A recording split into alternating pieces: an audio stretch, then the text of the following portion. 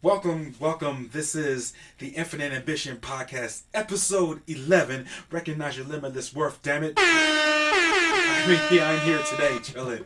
Man, it's been a good week. I'm having so much fun here. Today, I'm very honored to have a very special guest today. Here with the Annie Sauter. She is another wonderful creative in here in Crystal View. And some of you might have recognized her from a lot of our open mics that have been held here at the Eldo every other Monday. Lots of very creativity, very creative poetry that she has. A lot of original work. We have quite a few things we can talk about because she has experienced a lot in her life, more than a lot of people will probably ever get to experience or want to or get a chance to experience. So it's a very rich mind here. A lot of stories to tell, a lot of interesting tidbits of information on life, and it's just great to have you here today, Annie. Well, when you're old, that happens. That comes with time in the game, right? Yeah, it's time and change. You see the changes that go by, and you get to learn from them or die from them. And if you don't die from them, I guess you get to learn from them. Absolutely, especially if it makes you stronger and it brings you here today. You know, you're still here, still kicking. Yep. And in this valley, it is a young people's world. Absolutely. And you have to adapt. And I think that learning how to adapt is probably one of the most important things. You know, Right. if you can learn to adapt and you don't lose your interest in life, and you try to keep going with new things. And I raised kids, I homeschooled kids, I did all that stuff, and then when I turned 62 in 2012, I started going back to the work that I'd been doing before that, which is spoken word poetry. I worked setting up a couple small presses with some people before that. Back in the 60s, I worked with a lot of underground presses and tried to change the world, and I can see that maybe it's time we start trying to change it again. Yeah, you know, I mean, definitely cannot argue with that. You know, definitely change is always needed, especially if it's going in a positive direction. Anything that can help the world as a whole, not just individual people or countries, but the world as a whole. And one thing I know on this podcast, a lot of times what I like to do is we get into people's backstory and catch everybody else up to the present, how they became who they are, why they're here today, and not just here in Christian Butte, but like what do they feel like they're doing here, what do they feel like their purpose here is here on this earth. But that's really deep we can get into later. But what I want to start off is you wrote a book. It's called a plastic bag of red cells. Let's talk about that. First, how'd you come up with the name? Where does that name come from? Okay, the book, A Plastic Bag of Red Cells, was actually written a long time ago. It was written in the 70s, and I tooled around with it until it was published in 2010 by Bright Hill Press, and it's sponsored by NISCA, New York State Council on the Arts, and a lot of other people I should probably be giving props to. It's in the Library of Congress, and this book came out of living on the streets in the 70s, and the name of Plastic Bag of Red Cells comes from when people were living on the streets back then. You used to be able to sell your blood. Well, not so much your blood, but your plasma. Yeah. So I guess you've probably done that I've done too. that before too. Yeah. But on the streets and sold plasma. I've done that before. It was back then. You got $6 on Tuesdays and $9 on Thursday. And Is the chapter in there $6 Tuesday? Yeah, there's a chapter in here called the $6 Tuesday, which is a poem about selling plasma and how it's really kind of a sleazy thing, really. It's selling plasma because they pay you practically nothing, and then they sell it, and it's a long process. People think, oh well, you go in there and they stick a needle in your... No, it takes about 3 hours. Yeah, it takes a while. It takes about back then it took about 3 hours, and it was always sort of a marginal thing, and my big joke in the poem is that there'd always be somebody. They had junkies in there, a lot of junkies, because junkies could hit a vein. Yeah. So they'd dress them up in little white coats and send them in there to pull your blood. As the nurses? As the blood drawers, the phlebotomists. And so a $6. So the name of the book is A Plastic Bag of Red Cells, because when they're done, they mix it with saline and put your red cells back in. Okay. And so you have to go through this whole thing where you identify it, because if you have the junkie who isn't quite as clean as you think, and they put in your red cells into somebody else, or put somebody else's red cells back into you, you basically die. So, extremely toxic, but that's past toxic. And not only that, they don't heat up the saline or anything. It's not like room temperature.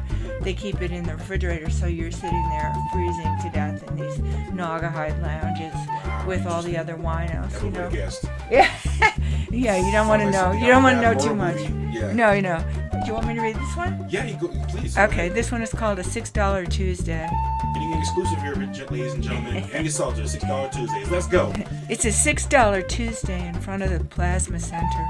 Gathering in, teeth chattering conversation, laid out in torn Naugahyde recliners, avocado green, and stumbling through the mandatory legal acknowledgments with last month's corner junkie, now dressed up in permanent press white lab coat and shoes, as if this somehow made it all professional, as if this were somehow now official, admitting to a name on a plastic bag of red cells.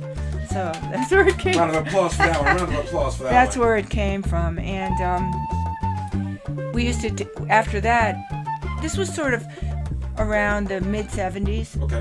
Because in the beginning of the 70s, in the 60s, in the late 70s, in the early 70s, people were, I was working on a lot of underground papers. I was involved with a lot of revolutionary people. We are the people who were hired to do security at Woodstock. And we went there with bolt cutters and cut all the fences down when it was really obvious. We were supposed to be taking tickets, but when it was really obvious that people were going to get hurt and the fences were going down, we were just out there with bolt cutters. And we were out there with big stew pots, with the hog farm and the diggers, and I don't know, can I say bad words on here? Yeah. Oh, and the motherfuckers, and a lot of street families, STPers from all over the country had come to help do security and with the bands and to set up Woodstock. And once it started, it was really obvious that it was well over the top of the amount of people they thought were going to be there. And so we set up all the food things, the tents, the water. Where was this one? This was in Woodstock. I was with the motherfuckers, which came out of a thing called Black Mask, which was out of Brooklyn, which was an anarchist thing. And we worked with this newspaper, The Rat, that later got taken over by women in, I guess it was 1970. And Is that the year of the Woodstock you're referring to?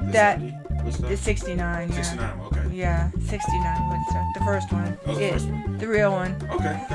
I never knew which one was the first one. 1969, and they made the same mistake. Lucky thing we weren't the Hells Angels, so it didn't turn into Altamont, but, it was basically the hog farm, the motherfuckers, STP diggers, and then some people that were with the bands. And so those all like revolutionary groups with like crews or gangs? Yeah, mostly anarchists. Okay. And mostly ours was from the Lower East Side in New York, and we used to do a lot of spaghetti dinners out of those railroad apartments where the bathtub was in the kitchen, and it was used as a table with a door over it, and we'd fill an entire bathtub with spaghetti. Feed people. I was about to say, what do you think was your best memory from that time? I was going to say it was the bathtub with spaghetti, but was there another one? Gosh, crazy stuff. People really, the mindset was so, a lot of Vietnam vets and a lot of, anarchists from Brooklyn, people whose parents had been communists and really persecuted under McCarthy. And in my particular case, a lot of Puerto Rican kids who were on the streets and felt marginalized too. A lot of women, a lot of runaways. Times were really changing then, and it was sort of 1968 particularly was a crazy year. Martin Luther King got killed, John Kennedy got killed. They took over Columbia, the Chicago Democratic Convention. Places were burned, Newark, Watts, everything was burning. It was a big shift in time. It was a big shift, and we were sort of culture. left in, our parents' generation. Even people who had fairly leftist parents were really, really stunned by the way people went. Yeah, people just tried to live another way. People were trying to live communally. People were trying to live without money. People were trying to live on barter systems. People were trying to, the diggers were trying to do a 1% free thing where they'd go around to all the businesses and 1% would be put back into the community. We started a lot of free clinics, soup kitchens, all sorts of stuff like that. It seemed like there was a lot of life experimentation going on at the time. Yeah, I mean everything was changing, and then it wasn't a pretty picture. The war was going on, and the war, people were coming back really angry and really damaged, and really with their eyes strung out. A lot of people coming back strung out, and a lot of people coming back really questioning America. What is going on in America, where we're over there and shooting down, even the Rolling Stones had that song, Little Indian Girl, we're shooting down M16s amid laughter. I mean, and the amount of violence against, we see protests now, and we see the protests, but if you look at the people that came before even the 60s, you look at Selma, you look at, which we were modeling ourselves after, you look at the idea of revolution and change, you look at it and it's really, even if you go back to Gandhi, I have a poem about Gandhi. Even when you go back to Gandhi, the idea of a non-violent revolution, which was then modeled again by Nelson Mandela, and then Martin Luther King, and then us in the streets after the Vietnam War, New Mob, people like that. It's really not non-violent. It may be passive resistance, but when the change comes, the idea that there's no blood is, people think there's no blood. There's blood. There's blood. There's blood, and blood on everything. And if you really look hard to find something that looks like it was a really non-violent revolution or non-violent change, it's really hard to find one. I challenge people to look. It's gonna be a tough challenge, man.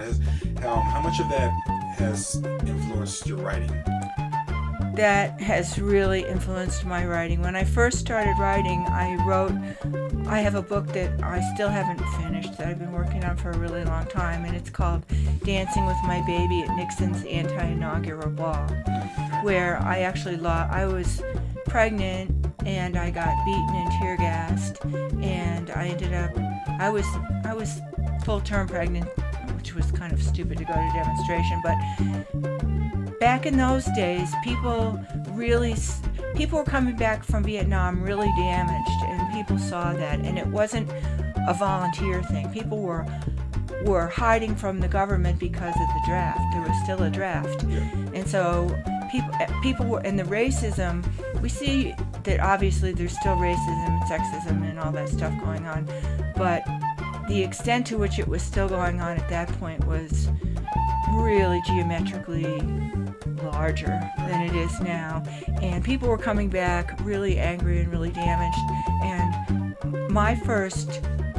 and the people who were writing the books about it were all educated people, probably about all the people who were saying tune in, turn on, drop out were all about 10 years older than I am. So I guess now, going through the brunt of and they had already gone to college. They had somewhere to go. And then in 1973, when the war ended, and they kind of all went back to their day jobs, which left a whole generation of us who hadn't been able to go to school. The schools were closed. There was strikes everywhere. There was violence in the streets.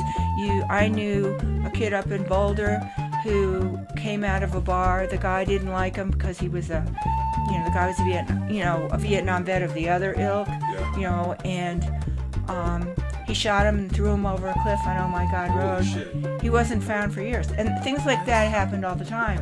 When I was just turned 18 in New York City, the cops didn't like all the hippies hanging out in Washington Square Park, and we didn't call ourselves hippies, but we called ourselves freaks, revolutionaries, whatever. But they didn't like even anybody singing protest songs in, just around the fountain, I read stuff about that. which makes it scary now when you start seeing again, we're mobs now again, we're mobs.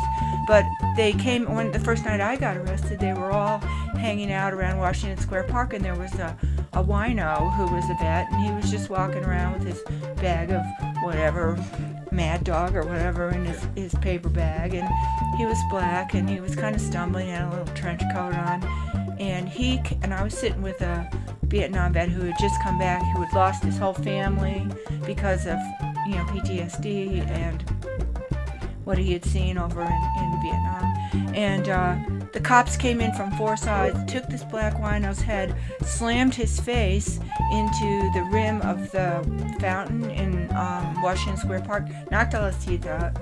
He was, walking around not knowing what he did. Well, the whole thing just set off the PTSD of the Vietnam vet I was with. He jumped up, and so then I jumped up. He starts getting into it with the police.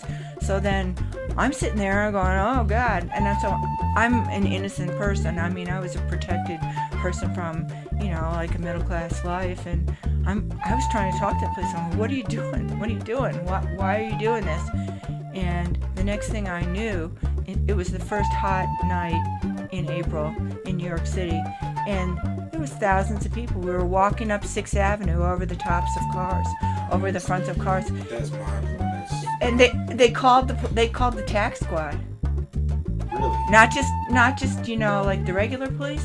They called the riot police. Yeah. So now we're walking up Bleecker Street in McDougal, right in the West Village, which the civilized part of the place, and we're walking up there, and the Vietnam vet I was with said, "Hey, he had a switchblade kind of thing, gravity knife from Vietnam, and a bunch of joints and a bunch of pills and stuff in his pocket. You better hold this for me. I'm getting arrested." So I'm sitting there barefoot with like a pair of overalls on, and so I stuff all this stuff into the pocket of my overalls. And next thing I know, sure enough, they arrested him. They beat the hell out of him and threw him into the car. So I'm standing there going, so sad, yeah. I'm going, you can't do that. You can't do that. Yeah. And then next thing you know, I knew I was blacked out. I was on the ground. I had a nightstick across my throat, no air. Clumps of my hair was just gone. I was bleeding down my legs so bad my pants were sticking to me. And, that was my introduction. And I ended up in the women's house of detention before they tore that down. I was not only the only white person, I was the only non-hooker in the whole place. And they were pulling wigs off people. Razors were falling on the ground. And I hear them talking about me. And I'm lying on, they had those slats like they have at the grocery store. Those wooden things, the pallets. Yeah.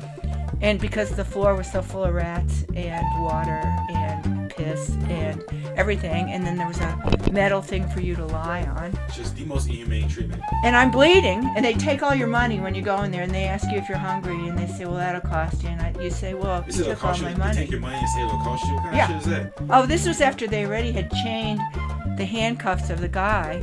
It was the first hot day in April, so they had those old-fashioned steam radiators. Right. They had handcuffed him to a steam radiator. I just bumped into one in church one time as a kid. Just touched it as my leg. I thought my skin was gonna fall off and burn. His skin did fall off. Yeah. And so, the next day they took me down to the Tombs, and so I was in the Tombs, and I said, oh, I get my phone call. I know my rights. And they were like, oh, too bad, nobody's home.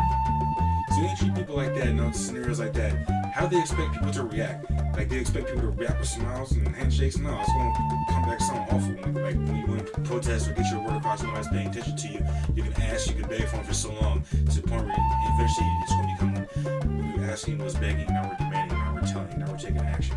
Somebody's got to stand up for us. Well, I think that after all that stuff started happening, people started seeing what it was like to be a non-privileged white person. I mean, a lot of stories aren't told from the perspective of the people going through. Like you said before, it's told from the people who are already graduating, got comfortable, and that's why I started writing. I started writing because people need to know that and hear this. I felt like a whole side of the story, and then it makes you wonder about all the history in the books. You know, now we're finding out that actually, you know, you find something out, and actually, it wasn't Thomas Edison; it was a black person.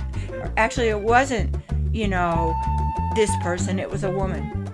You know, it makes you question everything. So you start wanting to write things from the point of view of somebody who wasn't the leader. I call it wasn't the vanguard. We weren't the vanguard. You know, the vanguard had rules. And even when they took over the Rat, which I had been working on for years, the motherfuckers had done a centerfold for the Rat for years. When the women took it over, they were all college-educated women. I'd say mostly white women. And they took it over, and the first thing they wanted to do was write a story about a woman who had been raped by this kid and the motherfuckers. I couldn't get it out of them who it was. Finally, when I found out who it was an 11-year-old boy who was about 4 foot tall, who never raped anybody in his life, but it fit in with their scenario. And believe me, I am a believe the woman thing. But this was so ridiculous. So I said, it's trying to sensationalize fiction. Well, it started making you see story? Agendas. Yeah. And people who weren't really in the agenda wanted to tell other people how they thought it should be. And it wasn't true. So I said fine, and we were supposed to have collective editing. And the editing was supposed to be if one person in the collective objected to a story, it didn't go in. Right. But I didn't go to Barnard. I didn't go to Columbia. I was, 19 years old, and I didn't count. It's sad that even to this day, I mean, it took them years to, different businesses and stuff like that, and media outlets, whatever, to get somebody who was actually in the trenches to speak about the trenches. See somebody from a high-rise apartment speaking about the trenches. See somebody's in the trenches speaking about that, and they have that now. People experiencing stuff to talk about it while they're going through it. It still needs to be more of that. Not enough yet, but I feel like it should have been a lot more of that back then. Well, I ain't saying it feel like because I wasn't there, but based off what I've read and what you told me, wasn't any of that going on. It's really hard to get traction if you don't have cred. This is where it comes from. Yeah. This is what happens. If it's the same thing now with everything, everything is appearances, everything is cred, everything, you look at all, even in the music industry, I mean, you look at all these things, and there's so much, there's so much of a clawing and scratching to get credibility how much are you willing to compromise? How much are you willing to, go with what's popular? How much are you willing to say what people want to hear? Exactly. You can't sell your soul. That's it. Freedom. How much of your soul are you willing to sell? To sell your soul for it. Right. And so I started writing because I really wanted to write about what happened to what I call there was they call them the lumpen proletariat, the people who were supposedly so uneducated that the Marxists figured they weren't even worth trying to educate. Yeah. But the lumpen proletariat, I mean, people think that everyone goes to college, when actually 27% of people have a bachelor's degree, which means actually graduate college or finish college. 27% have a bachelor's degree, which means, this is a couple years ago, I might be wrong now, but it's close, which means approximately 73% of the population does not. So most people do not, but you get into certain areas and people tend to congregate with other people from similar backgrounds, and so they think everyone goes to college, or that's the world. Just because that's the world they know, they think that's the whole world. And it isn't. No. And so I know, and so I really wanted to write. So I started writing from my story my book that I'm trying to publish starts in like 1968. Okay. And it goes up right through 1973, I guess. It goes past there. A little past there, but it goes up to what I see is the vanguard people just sort of betrayed the people in my age group. There's this little age group from people born between like maybe 1948 and 1952. Right. Where by the time we were reaching our adolescence or our, prime time for, going out into the world, the world was in such chaos that our story got sort of covered up, and we were the shock troops. We were the people who by the time I was 24, I had 24 dead friends, and none of them died peaceful deaths. Mental trauma that I can't even imagine. And I'm not even talking about the ones who died in war. Yeah. I'm talking about the ones who died in the streets. It's a whole other frame of numbers. And people don't understand. I think the thing that interests me the most is the element of risk, and how much people are willing to put of their own selves into the fire. And I see, to me, it seems like people have become a lot more cautious at a time when there's probably a lot less to lose. Back in the 60s, if you look at Selma, and then in the 50s, and then you go on past there.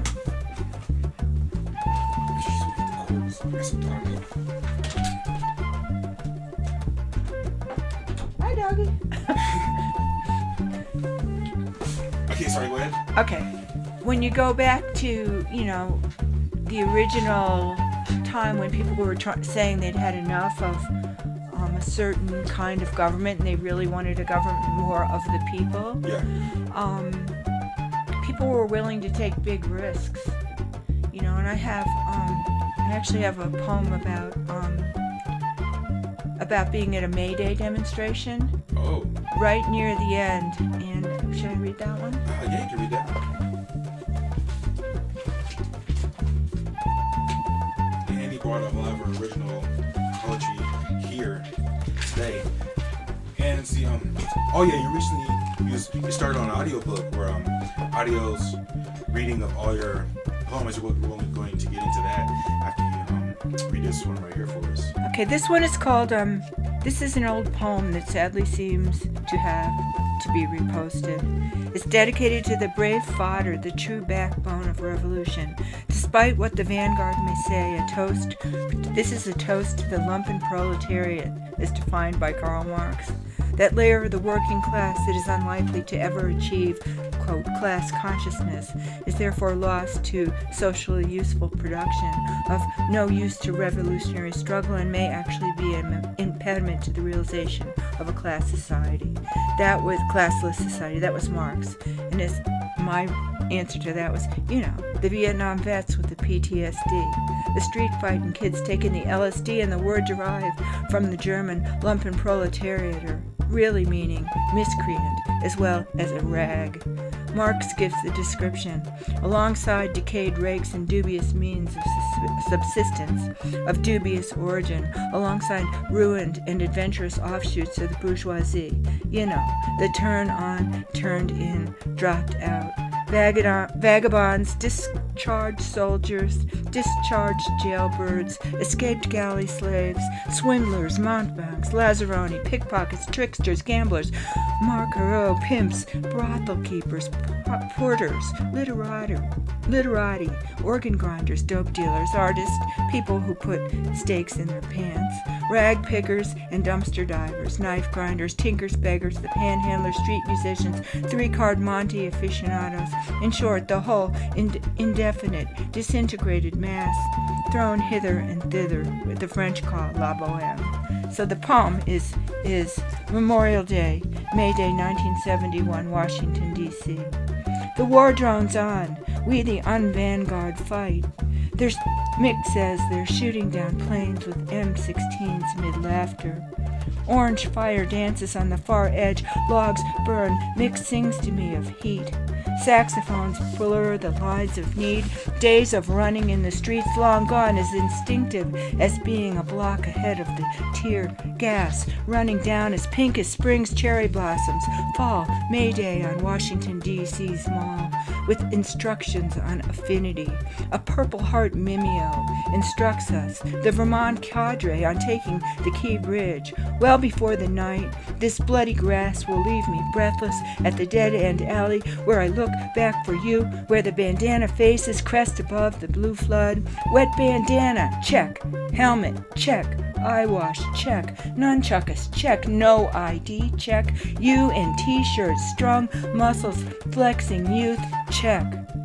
It's a flock of riot cops block our only exit, checkmate.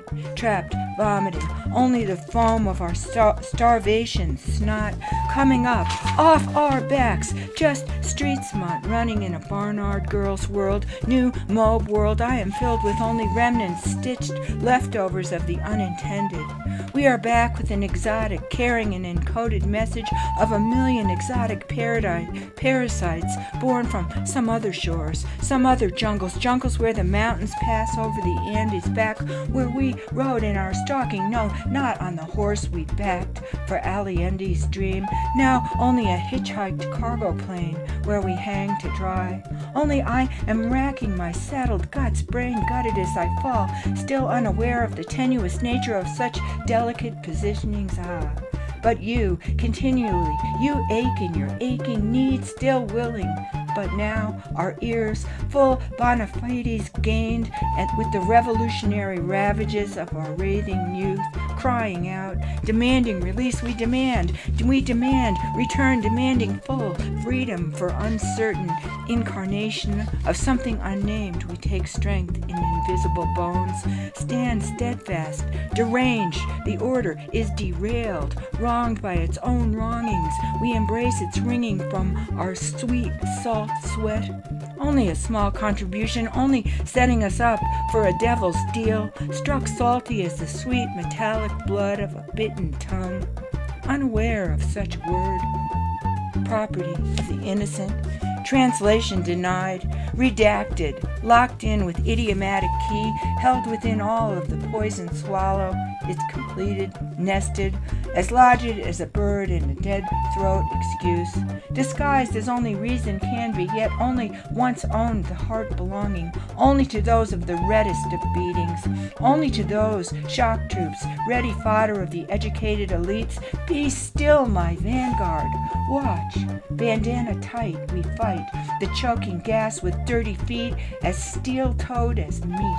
We outrun the bombs, the bullets, the lies, the threats. We outlast even the jail cells where the squads swarm, where we feel the sting of billy clubs rejecting all such clubs of men, imprinted so clearly with the logo of an overarching fear. Starched with the dull, the paste of hollow yearning for an enough wasted time, we wait breathless within the gray arms, the quiet invisibility of America's giant concrete shadow. Nowhere left to run at the feet of the fathers, floundering, with us at the reflective crossroads as the evening's blue notes, so inked with vision, move forward, passing the sad-eyed Lincoln, the restless Jefferson, on across an uninterrupted sky, stretching us, folding us into their drum-skinned past, as fast as the clouds change, as fast as change changes the nature most primal of forces that forces us forward. Surrounded at the edge of the water's intellect, we listen. No offers, no forgiveness. So we back to back with the others of the pounding feet tribe in a reckless stampede of the will within, the heart of affinity which in our greenness has fallen asleep, cradled in the green damp of the early morning at home, with the green of grass, smelling of the green of that final spring, in the green hour of our Girl Scout sleeping bag, we fuck our brains out as the helicopters drop low, swinging low, spewing their pink payload of tear gas canister bombs, canister after canister, as to the fall they've ground, naked in our resistant, sweat and sperm soaked, we are choking, taking them down amid laughter, and mid the whacka, whacka, whacka, armed love, bang, armed love, bang, armed love. Wow, ladies and gentlemen, that was deep, man. And I've always wanted to know, like, what if you could categorize or give your style of poetry name, what would it be? Because I noticed it's more kind of like a spoken word, abstract type with like a lot of metaphors and hidden meanings in there. Would you give it like a name or a style, or could you just? It's pretty whack. It shouldn't be whack like bad. It should be whack like out there. Not like crack. It could be over a lot of people. Yeah, crack is whack. It could be over a lot of people's heads if you're not inclined to listen to what she's saying, or if you haven't heard any of her stories, because it gets a lot deeper than just a casual listener would hear. That's one thing I've always loved about what you write and the way you write it and the way you perform it, because it's very unconventional. You know, it's not the same old. You get people's attention right away. Like, oh, she said that. What? It makes you want to continue to listen to what else she's going to say. And then you think back, like, okay, now I'll hear that again because maybe I missed something. I can hear one of your poems, and I'll have to like listen back to it 2 or 3 times to catch other stuff that I missed before, just because there's a lot coming at you really fast. You came back from Jersey? Was it New York? New York City. Yeah, you had like a street of like the showcases out there or something? Yeah, I went. I was a feature at a few places, and one of the places I was a feature at, I featured at a couple places. This one was in 2A, which is on 6th Avenue. I mean 6th Street and Avenue B, or it's even farther down than that, I think. But it's called the Treehouse. It's upstairs. It's called 2A, and the show I was featured at was Lady Stardust, run by Rick Eckerly. He's a musician, and it's Tuesdays Undead Live. Oh, wow. And so I was featured at that. I was a featured poet with a musician named Joe Stabnick, who is the lead guitarist of New York Junk and punk band. And it was a great night. It was sort of like here in off season. It was crazy because it was raining, but it was really humid out, and the place just kept filling up. And I felt really honored because a lot of people, a lot of musicians that I've done my stuff with before showed up because I was only there for a short time. So the place was packed with basically musicians and artists. Nice. I loved it. It was and everybody was kind of going up with each other and playing backing up each other, and the energy in the room was just so pure. And it so was cool. Yeah, it was great, and I felt like nobody was going to mistake what lots of times people say, oh, that's the granny porn poet, because but it really, I think my stuff is more political than that, and I think part of the granny porn part of it is that part of any being human is like a sexuality, and once women get to be, I think they say 50, you become invisible.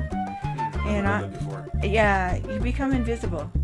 I think maybe you said it because like you have a lot of eroticism references in a lot of your material. Right, but like when even at the open mic here, like when we used to have other people here, Clint and other people who were here, there was pretty much erotic stuff coming out of there too. Yeah, I mean, there's a little more. Not to mention Baron. Yeah, a little more blunt and raunchy, and less like. Yeah. I don't want to say poetic, but But you know what I'm saying. Yeah. There was a lot of sexuality, but I think it's odd to see it. I think people don't expect their grandmother to have any kind of sexuality. That's what it is. They don't expect it, especially when they see you. When you start talking, it's like shock value. It keeps the attention though. Yeah, but it's funny because it's like we're all sexual beings and we're all human. Yeah. And it's like you're still trying to be alive, and especially around in a place where everybody's young. But in New York, the thing I like about New York is there was an article in the New York Times recently about it, and one of the other places I've been featured at a few times is the Sidewalk, and it's also on the Lower East Side or the East Village, and it was ranked one of the 10 best venues for live music in New York. Okay. And I've been featured there before, and a lot of the people who play there are my age. They're from the old punk, a lot of old punkers who are still doing stuff, and they're still touring. They're touring Prague. They're still, they're all overseas. They're in Europe. They're in London. Now they're in LA, and they're my age. And they, we all look how we look, and a lot of people with wrinkles and gray hair and black clothes. Yep. Living your best life out here, man. But they're still alive, Yes. We're still alive, and we're still living. And I think that it's important to have the whole continuum of where we started from and where all the stuff came from, and to give credit to where stuff came from. And when I started writing, it was really important to me to be authentic, and it's very important there. It should be too, as well as it should be. I had Sooner on the podcast a few episodes back, and we was talking about doing another In the Moment show. So would you like to be a part of that one too? Of course. Yeah, she was. If I don't scare people. And he was a part of the first In the Moment show, doing some spoken word poetry. Yeah, it was pretty strong, but you know what? The whole night was strong. Good strong vibes, like something different that hasn't been done here before. Khari did a great backup for me with Sympathy for the Devil stretched out. I still got that on my computer too. That was great. I loved that. Yeah, we had so much fun that night. So that was really. Just plan to do another one. We haven't gotten into details yet, but we're just speaking about one to do another one. Yeah, I mean, I think it's really good to keep things real. I think it's hard because. That movie that just came out, A Star Is Born, the remake of A Star Is Born, and you look at that and you see the guy falls in love with the star, in this case Lady Gaga, but because she's so authentic, her lyrics are so authentic, and then the producer gets a hold of her, and then next thing you know, she's talking about her ass and her jeans. Yeah, that's a story with lots of pop stars. I don't know about country, but pop stars. Hip hop, R&B, maybe rock and roll, I'm not sure. But that seems to be the story with a lot of them. Just, you lose our authenticity in a lot of ways. It's part of that selling your soul thing. Some choose not to, and some get lucky and choose not to, and still end up taking off. And some don't. It's just It's hard, and you have to make a choice. You kind of really have to make a choice because you can't sort of sell out a little. Once you walk down the road of selling out a little, you've walked down it. Yeah, I guess the hard part will be for those who don't even know they're doing that until it's too late. Until things start to go downhill, or look at themselves in the mirror, somebody else points it out to them, like, oh man, all this time. Because it's going to be such a gradual process to the point where you got comfortable, but then it's too late. You already went to the dark side, as they say. Yeah. Well, I mean, a lot of it I think is when you look at cultural mores, and you're trying to figure out how does your work fit in with the cultural mores, and maybe it doesn't. Maybe it doesn't fit in because I've been watching a lot of movies lately, and I watched Ironweed, and Ironweed, you look at it, and the people who are supposed to be, it's really hard to tell the good guys from the bad guys. And maybe there are no bad guys, and maybe there are no good guys. Maybe it's just people are afraid. And it's really scary, I think, to try, like we were saying before, it's really scary to get out there and be, a spoken word artist or a hip-hop person or, a poet. Because you're just there.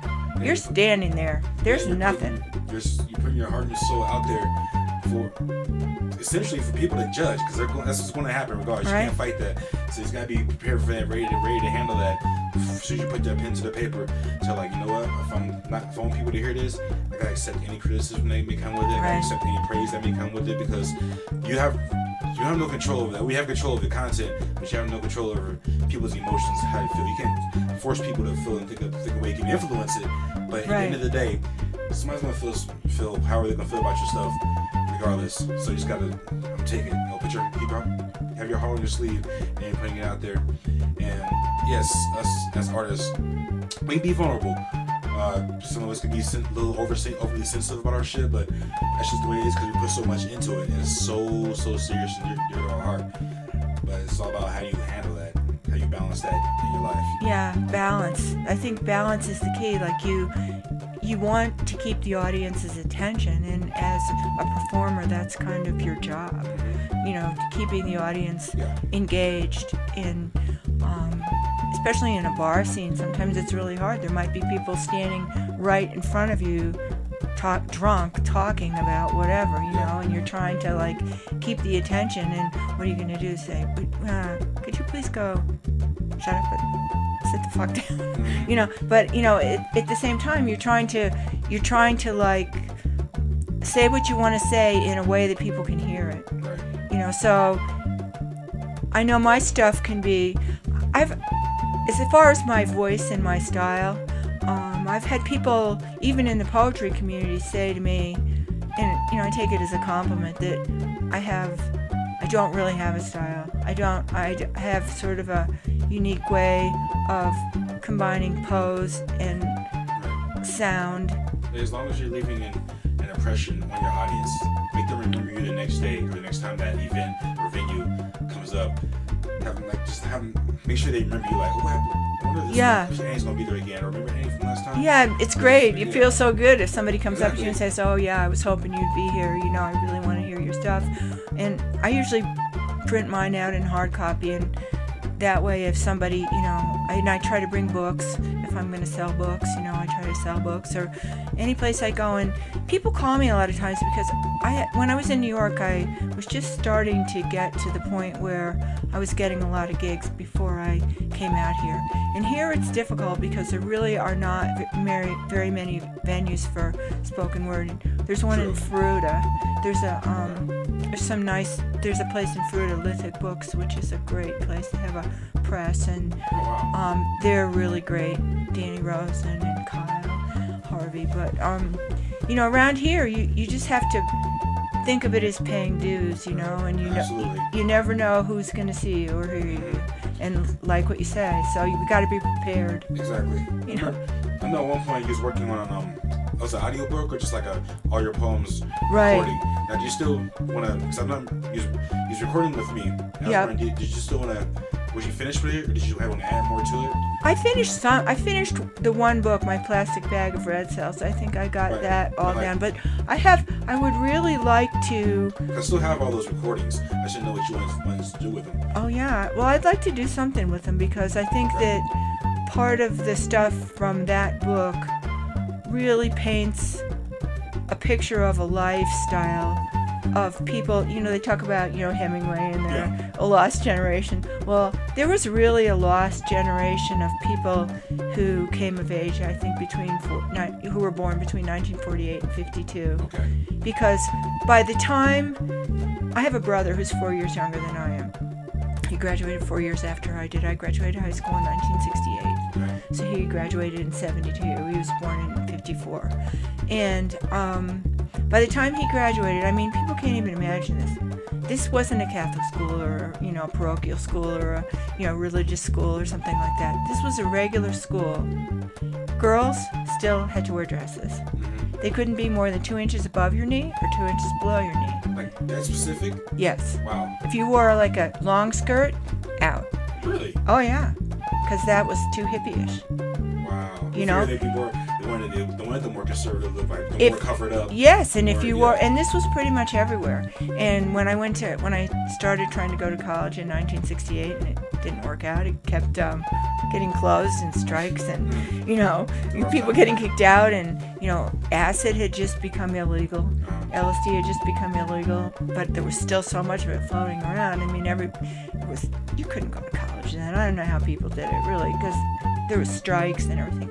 But you know, that by the time that happened, when I went to college in 1968, girls had a curfew, boys didn't. Now that always struck me as odd. Were the girls out there the ones doing the bad stuff? I don't know. Like if it was more men doing it back then. Yeah, but so why are they locking the girls up? But they did. It's my fault.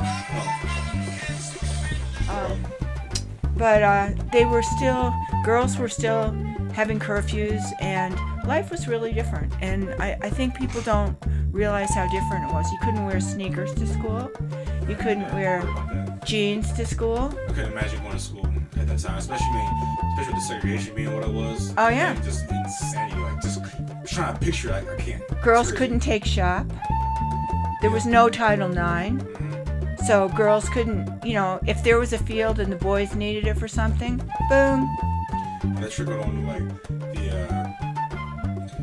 the workforce, how it was in the workforce because of how it was in the schools. The workforce because of how the family home was. Right. All had a chain reaction. You could be a nurse or a teacher. I was just watching something on Netflix about that recently. I can't remember. It was a documentary about. Was it about that time? I can't remember the name of the show. It's my tongue right now. It was a really, really good show, and that series had different episodes about. Damn, when it hits me, I'll let you know. Really I got interviewed once on 51%. What's that? 51%. It was an NPR program about women, because women are 51%. Yeah.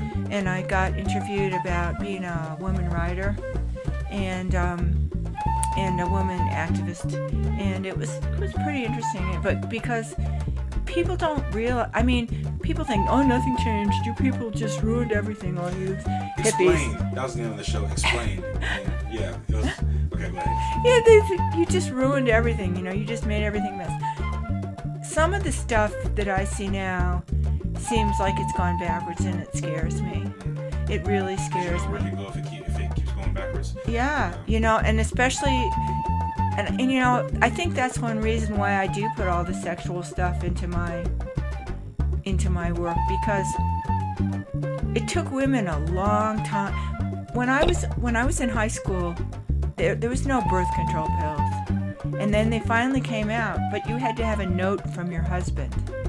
What? Really? Oh, yes. That's bullshit. You had to have a note from your Wow. husband. And if you tried to buy more mundane birth control, and you took it up to the counter and you were a girl, forget it. That's crazy. You had to go to the pharmacist and they'd say, Like, how do you keep your sanity and strength as a woman going through stuff like that? Doing that's worth much more than this, to have our own decisions, our own all this, and being so suppressed and held back for so much. well, you really, Like, where the strength comes from is admirable to have that strength to just say, you know what, I'm not gonna flip out the way they flip out. I'm gonna handle this and the whole sex on a thing higher, smarter too. level. The whole sex thing, it was like, if you were a sexual being in high school, which most guys wanted to be, what do they think girls didn't want to be? But they made it be that the guy, and I hate seeing it go back to this now. I hate it. It's like, oh, that guy's using you. If you have sex with this guy, that guy's using you. And I remember being in high school and saying, using me for what? Because what? I'm a thing. Yeah, I don't have a sexuality. Right. I don't have needs or human desires like everyone else. I'm a thing, and I should hide this sexuality, because if I don't, I'm a slut, or I'm shameful. Yeah, the objectivity is sickening. Objectifying of women is really horrible, and you see it. I have 2 daughters, right. And so you see it, and it's so hard to not buy into it. So I think lots of the times the stuff I write about, when I include sexuality in my poetry, I try to use it as a taking back. Yeah. It's a taking back. No, taking back is it's your power. Yeah, it's taking back my sexuality and my power as a sexual human, just like anybody, and saying, no, you know what? This doesn't just belong to men. This is, I can make choices. And back then, abortion was illegal, and birth control. And that was one thing that really upset me, even during Obama's administration, and now with Trump, where it could go is like really frightening. Yeah. But even during Obama, he had Plan B, which is like a day after pill, came out, and it was supposed to be put on the shelves. But Obama said, nope, it's going behind the counter, and if you're under 18, you can't buy it. Now, who the heck wants it? Anybody who's over 18 can probably figure out how to go to the doctor or, get something and not have to talk to their parents about it. But if you're under 18 and you want to, that's who needs it. Most people do not want to have a baby when they're 16 or 15, and shit happens. And it's better than, having to have an abortion. It's like, it makes it not happen. And when asked why he wanted to put behind the counter, because I have 2 daughters. Now, it's nice that he could talk to his 2 daughters, but I still know that there's plenty of people in other circumstances where if they went to their parents and said, I had sex, I think I need Plan B, would end up in the ER. Yeah, we'll be totally left. There's something totally different than what you see on 60s, 70s sitcoms, And before we before you get out of here though, do you have any books that's hard copy that's out retail, or any books online that you get off of Kindle or Amazon or something like that you want to tell everybody about? I do. I think you can get my Plastic Bag of Red Cells on Amazon. You used to be able to. I'm not sure if you still can. But I got the International National Beat Poetry Foundation out of Connecticut. I was awarded, I'm still the Beat Poet Laureate of Colorado, and I will be the Beat Poet of Colorado until January. So I'm still that. And they have 2 books out. One that's already out is called the BEAT, an anthology of national and international Beat Poets Laureate, and it's out of Connecticut, and it was published last year, and that's available at localgemspoetrypress.com. And the links to any of these will be found in the description. If you're seeing this on YouTube or if you're seeing this on Facebook, listening to this on Facebook, the descriptions will be in the comments. And the links will be in the comments where you can find these books, or where you can links to her. Like, you got a website or anything, or it's just email? Just my Facebook, but I'm a Facebook here. But and then I'm also published in a lot of other things. One of the more recent ones is The Careless Embrace of the Bone Shaker, and that was put out by Great Weather for Media, which is a press out in New York and London, and I've been published. I've got a lot of stuff out there. If you look, and I've got some things on YouTube. Okay. And some video, and I hope to have more. Definitely look forward to seeing more and hearing more from you, because any creative mind I hear is always welcome to express, and that's part of the reasons why I started this platform, started this channel, just to anybody who wants to get anything out that they haven't got out before, let people hear it, express it. You can talk about anything here, unfiltered, uncensored, and talk about Khari. Khari is a force in this valley. Khari has brought so much to this valley and really made things accessible for people, which is so great, because it's really hard to get access or traction, and this is such an amazing thing to have in a little place like this. Yeah, much love. Thank you, man. I've always been a fan of these types of media outlets. We're just hearing people's stories, hearing the creative process of how things were put together, why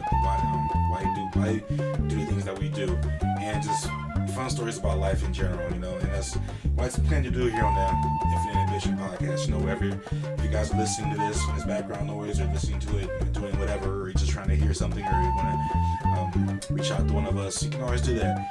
But this has been another fun episode. I've been wanting to do this episode for a long time, since I first started this run. And I'm looking forward to doing many more with you, and so I appreciate that. This has been the Infinite Ambition podcast, where you have to encourage you to recognize your limitless worth, damn it. Episode 11. Have a good day, good morning, evening, wherever you are in the world hearing this. And appreciate you for coming. Annie, thank you. Thank you, Khari. Much love. Peace.